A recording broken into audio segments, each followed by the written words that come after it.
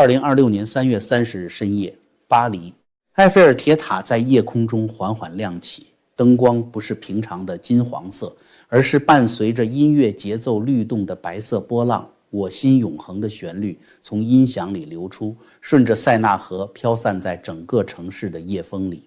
铁塔的每一根钢梁此刻都像是一根被拨动的琴弦。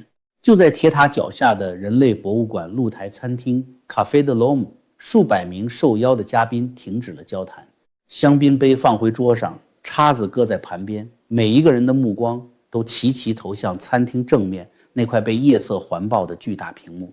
屏幕上出现了一个女人的脸，她的眼睛里带着光，是那种一个人在走过了很长很长的黑暗之后重新看见出口时才会有的那种光。她的嘴角努力克制着什么，却又忍不住一点一点往上扬。今年她开口，声音里有一丝抑制不住的哽咽。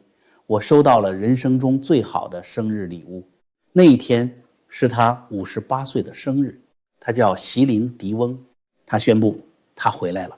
现场的人开始鼓掌，掌声一波一波地涌上去，有人哭了，有人站起来，有人把脸埋进双手，肩膀在颤抖。远在世界各地守着手机直播的几千万粉丝，他们当中有人已经哭到看不清屏幕，用袖子擦了一把眼泪，又把屏幕凑近。但很少有人知道，这个女人是从怎样的起点走到了这里的。她没有任何人所说的那种起跑线。她的故事开始于一个几乎所有人都会选择放弃的地方，开始于一个没有资源、没有背景，连温饱都勉强的普通家庭。但那个家庭里有一样东西，她后来用了一辈子，那东西叫做爱。在开始讲述席琳·迪翁跨越低谷重回巅峰的故事之前，江峰想说的是，健康与生命力是这辈子最重要的基石。在这里也要感谢一直守护江峰奥妙的朋友们。为了回馈大家的支持，普瑞堂正举办选宝黑参全球销售10周年感恩庆典。黑参经过9蒸9爆，是补充元气、守护家人的良伴。从3月28日到4月19日，普瑞堂推出特别回馈活动，只要在活动期间购买任何普瑞堂商品，都能享受2重惊喜。第一，每满500美元就送2颗黑参原参，多买多送。第二，单笔满3000美元直接送12颗原参，另外加赠1颗珍贵的特级黑参原参。现在点击影片下方描述栏的连结，下单时输入江峰专属优惠码JF， 即可享受全球包邮。您的支持是我们持续讲述好故事的动力，守护健康从现在开始。好，我们回到席琳·迪翁那传奇的起点。1968年3月30日，加拿大魁北克省一个叫查理曼的小镇，这个名字听起来像是欧洲中世纪某位帝王的封地，但实际上不过是蒙特楼郊外一个默默无闻的工人小镇。冬天漫长，雪深过膝，大多数家庭靠着微薄的工资度日。街上的房子一栋挨着一栋，外墙是那种被风雪反复打磨的淡色，院子里堆着过冬的木柴，狗的叫声在清晨的冷空气里特别清脆。泰瑞斯坦圭在那天生下了他的第14个孩子。14个，这不是一个数字，这是一份沉重的几乎能把脊梁压断的生存清单。她的丈夫阿德马尔是个手风琴手，在酒吧和小舞厅演奏赚钱，收入时有时无，丰年也算不上宽裕，荒年则常常要掐着手指过日子。后来夫妻俩在镇上盘下了一家小酒吧，起名叫旧木桶。阿德马尔在那里拉琴，孩子们从小在那个弥漫着烟草与麦酒气味的地方钻进钻出，耳朵里从来不缺音乐。这是他们能给孩子的，不是学费，不是乐器，是那一屋子的琴声和歌声。孩子们的衣服是轮着穿的，老大穿完了传老二，老二穿完了传老三，就这样一路传下去，等到衣服传到最小的那个，布料已经被穿得看不清原来的颜色了。席琳出生的时候，家里连婴儿床都没有多余的了。泰瑞斯把一个抽屉从柜子里拉出来，铺上一块毯子，那就是他最初的摇篮。但泰瑞斯是个如同母狮般的女人，贫穷可以拿走她很多东西，却拿不走她心里那个认定，这个家要是个有爱的地方。她用尽一切力气，让这个挤了16口人的小屋永远充满笑声。那个睡在抽屉里长大的，穿着传了又传的旧衣服的最小的孩子就是席琳。按照今天很多父母挂在嘴边的那套逻辑，报最好的学前班，上最好的学区房，从出生那一刻就要赢在起跑线上，这个孩子的人生几乎已经在他睁开眼睛的那一刻就被判了出局。家境贫寒，排行最末，没有资源，没有人脉，生在一个没有任何人听说过的小地方。如果说别人出生在起跑线上，那席琳根本连体育场的大门在哪里都看不到。但命运从来不按逻辑出牌，他给了这个睡在抽屉里的孩子一样东西。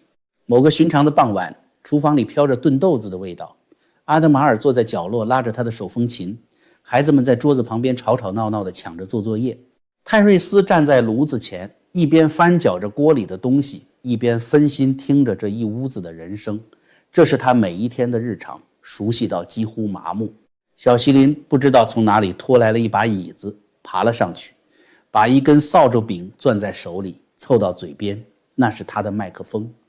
他仰起头，闭上眼睛，唱了起来。那个声音让整个房间静下来了。手风琴停了，阿德马尔的手指悬在琴键上方，孩子们停止了争吵，一个个转过头去。泰瑞斯的手也停在了锅铲上，忘记了翻搅。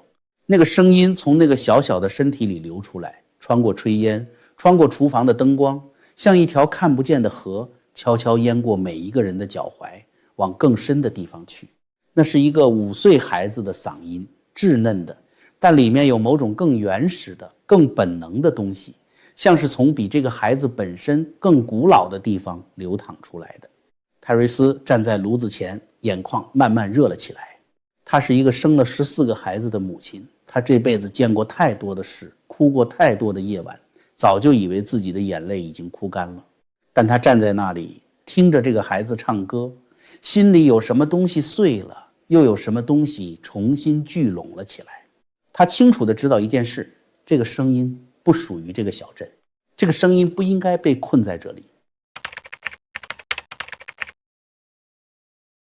1980年，席琳12岁。那一年，泰瑞斯做了一件在旁人看来近乎荒唐的事。一个没有受过音乐训练的母亲，在一个深夜，等所有孩子都睡下后，在昏暗的台灯下，一笔一划，倾尽一个母亲所有的直觉与爱，写下了一首歌词。那首歌叫做《那不过是个梦》。第二天，他让席琳对着家里那台破旧的录音机，把这首歌唱了出来。磁带转动，录下了带着杂音的天籁。然后他把这盘磁带连同一封语气近乎哀求的手写信寄给了一个他从未谋面，只在报纸角落看过名字的男人。信封上写着的名字是勒内·安格利尔，他是加拿大乐坛一个小有名气的经纪人，曾经捧红过几个艺人，在业界有些口碑。泰瑞斯不认识他，他没有关系，没有资源，没有任何可以依靠的背景，没有人可以帮他引荐。他有的只是一个妈妈最深最笃定的直觉和对女儿这份神赐天赋的绝对信仰。按照正常的逻辑，任何人都知道，一个完全陌生的人寄来的家庭录音大概率会被直接丢进垃圾桶，甚至根本不会被打开。每一年不知道有多少这样的磁带，在无数个充满梦想的小家庭里被郑重地录制，然后在某个永远不知道名字的办公室抽屉里安静地落上灰尘，最终消失。但这一盘没有。那天下午，鬼使神差的勒内拆开了那个来自查理曼小镇的破旧信封，他把录音带放进了播放机，按下了播放键。起初是丝丝的电流杂音，接着那个声音如同一道闪电，直直劈开了办公室里浑浊的空气。多年后，勒内在采访中一次次地被问起那个时刻，每一次他都会沉默一下，然后说：“我听到的第一秒就知道了，就是知道。”那种感觉没有办法解释。但如果你追问他知道什么，他的回答总是让人沉默。我知道这个声音不是属于这个世界的，我的意思是它不只是好听，它是从某个比我所能理解的地方更深的地方流出来的。我那一刻站在那里没有办法动，我觉得我如果动了就会把什么东西弄碎。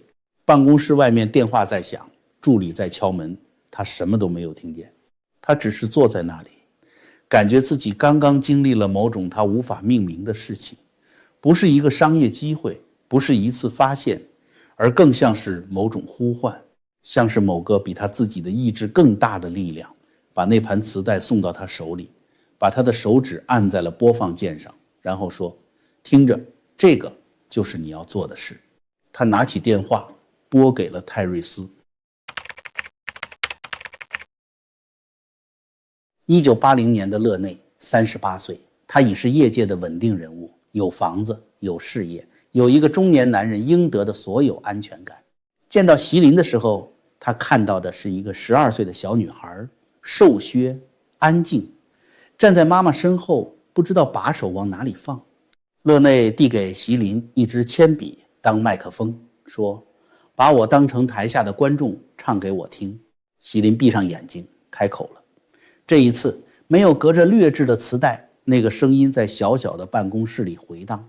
勒内坐在宽大的办公桌后，双手捂住脸，当着这对乡下母女的面泣不成声。他是一个在这个行业摸爬滚打了多年的人，他听过太多自称天才的孩子，他的耳朵早已被训练得精准而冷静。但他坐在那里不争气地流下了眼泪，而且他没有去擦，因为他觉得这个时候擦眼泪是对这个声音的一种不尊重。他想立刻帮他录制正式唱片，但问题来了，没有任何唱片公司愿意冒这个险。一个没有知名度的12岁乡下女孩，没有形象，没有故事，没有市场背书。在那个年代，唱片公司的逻辑无比现实，我为什么要把钱压在一个没有人听说过的孩子身上？面对全世界的否定，勒内做了一个所有人都觉得他疯了的决定。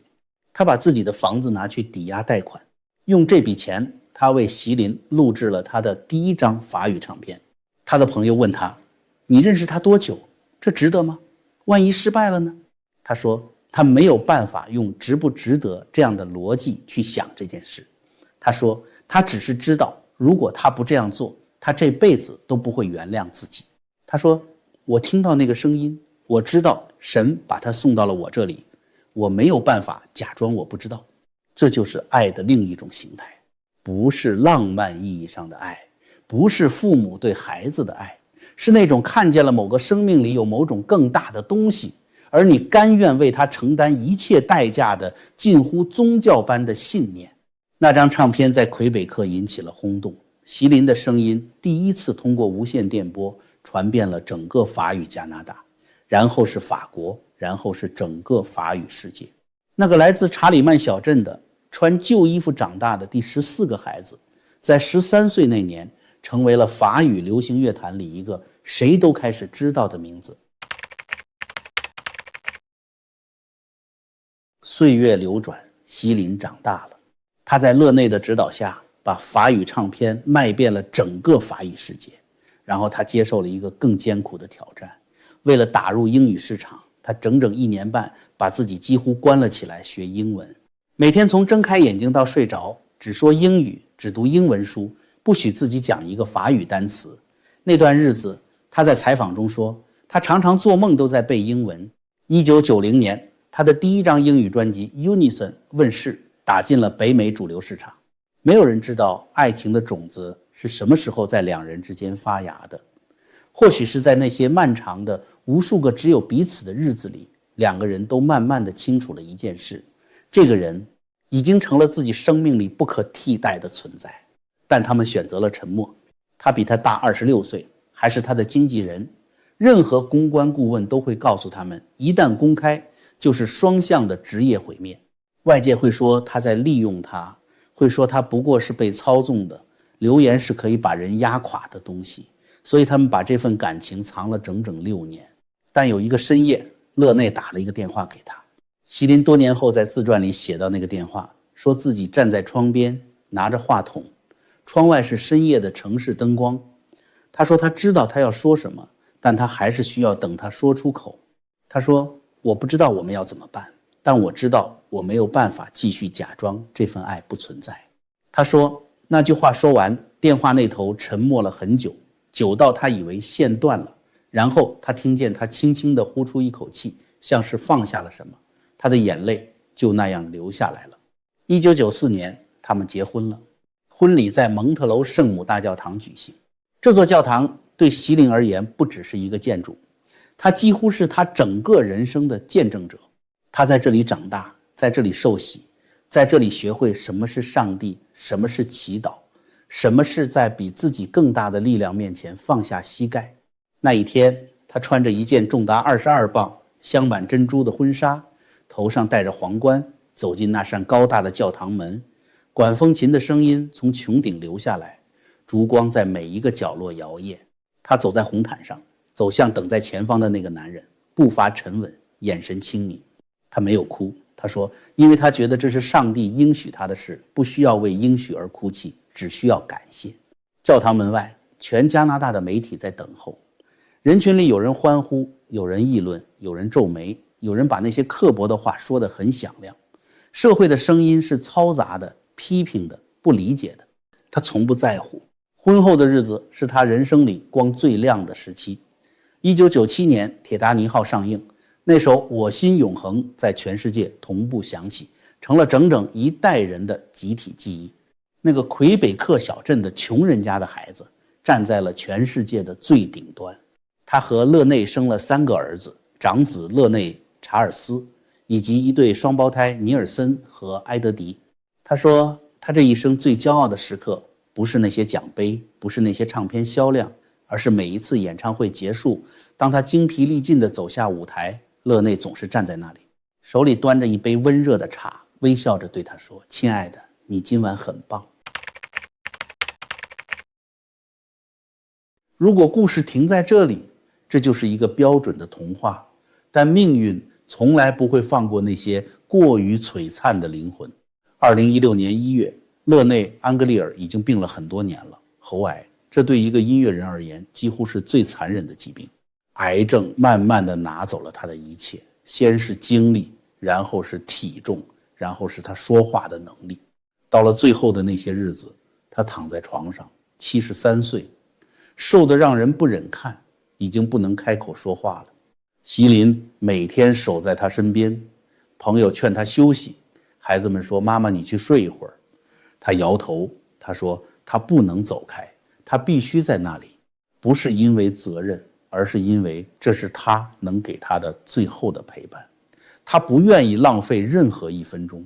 他没有把这些公开说出来，但那些守在旁边的家人后来说，席琳在那些最后的日子里，常常在他睡着之后，一个人在床边轻声地对着那个他信了一辈子的上帝说话，不是求什么，也不是讨价还价，只是说话。2016年1月14日，勒内在睡梦中安静地离开了。席琳俯身靠近他，轻轻地说了一句话。这句话被他的家人在很多年后才透露出来。他说，你可以走了，我会照顾好孩子们，我爱你，你可以走了。这几个字说起来不到1秒，但一个女人要走到哪里才能说出这4个字？你要先把自己所有的不舍，所有的恐惧，所有那些再让我多留他一天的哭泣全部走过去。走过去之后，你才能站在那个地方说你可以走了。这不是放弃，这是一种更深的爱。把你最不想失去的人，用你自己的双手轻轻地交还给比你更大的宇宙，交还给那个你信了一辈子、祈祷了一辈子的上帝，说他是你的。葬礼在蒙特楼圣母大教堂举行，就是那座教堂，他们在那里结婚，在那里为儿子洗礼，然后在那里说再见。同一个地方，2个最重要的仪式开始和结束都在同一扇门里。席琳站在台上，对着勒内的灵柩唱歌，他唱完了每一个音符，没有崩溃，现场所有人都哭了，那些素不相识的媒体记者，那些见多识广的摄影师，那些惯于保持职业距离的人都哭了。但唱歌的那个人没有，他站得笔直，声音平稳，眼睛里有悲伤，但悲伤的背后有一种让人说不清楚的东西撑着他，不是表演意义上的坚强，是那种只有真正相信自己没有孤单，相信有某种更大的东西在拖着自己的人才能有的那种笃定。那天结束后，他回到家，3个儿子在那里等他，他们的脸上有那种孩子在巨大的悲伤面前还不知道怎么承受时的那种茫然的神情。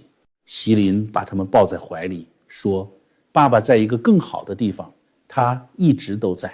然后就在勒内去世的2天后，席琳的哥哥丹尼尔，那个从他小时候起就是他的守护者的哥哥，也因为癌症去世了。2个他最爱的男人在48小时之内相继离开了这个世界。有人说这种打击任何人都扛不住，有人说他就算从此消失，世界也会理解，但他没有消失，他继续祈祷。有一个细节很少有人知道，席琳的一个侄女在很多年前曾经在他的怀里死去。他在一个访谈节目里说到那一刻，说当那个孩子在他怀里停止呼吸的时候，他感觉到了灵魂的离开，不是消失，而是离开。他说那一刻让我与天堂建立了联系，那是任何人能给你的最大的礼物。他说这句话的时候，脸上没有恐惧，只有一种深邃的平静。正是这种平静让他在48小时里失去2个至亲之后没有垮掉。不是因为他不痛，他痛到骨髓里。他自己后来说，那段日子他常常在深夜醒过来，伸手去摸身边，发现那里是空的，然后就那样对着黑暗一个人哭。但他相信他们去了一个真实的地方，他相信那个地方和他之间隔的不是死亡，而只是一层他现在还看不透的薄薄的纱。他相信爱是真实的物质，它不会因为一个人不在了就消失，它会继续存在，只是换了一种形式。他带着3个儿子回到了拉斯维加斯的舞台，他站在那里，面对着台下几千个人，把那些歌唱出来。每一晚唱完，他都会在胸前轻轻地划一个十字，那个动作很小，小到台下很多人都看不见，但那是他和他的神之间最私密的一个对话。谢谢你让我在这里。有记者问他，你怎么能站在台上唱歌？你刚刚失去了那么多。他说，我每唱一首歌就是在告诉他，我还在，我还爱他。爱不会因为死亡消失，爱从来不会消失。这就是席琳迪翁前半生的故事。你以为故事到这里已经够沉重了？没有，因为就在他独自带着3个孩子刚刚从失去中站起来的时候，他的身体也开始背叛他了。他得了一种连顶尖神经科医生都几乎束手无策的罕见疾病，他的肌肉开始失控，他的双腿开始失控，他引以为傲的声带也开始失控。有一个最亲近他的消息人士在那时悄悄告诉媒体，他可能再也无法巡演了。然而在那最黑暗的日子里，他依然每天祈祷。这是下集的故事，我们下次继续。如果今天的故事让你有所触动，请点个赞，转发给你身边的人。也许是正在至暗时刻的朋友，也许是觉得自己没有起跑线的孩子，请订阅江峰奥妙。下集的故事会带你看到，当科学走到了它能走的最远处，席琳迪翁早就知道答案叫什么。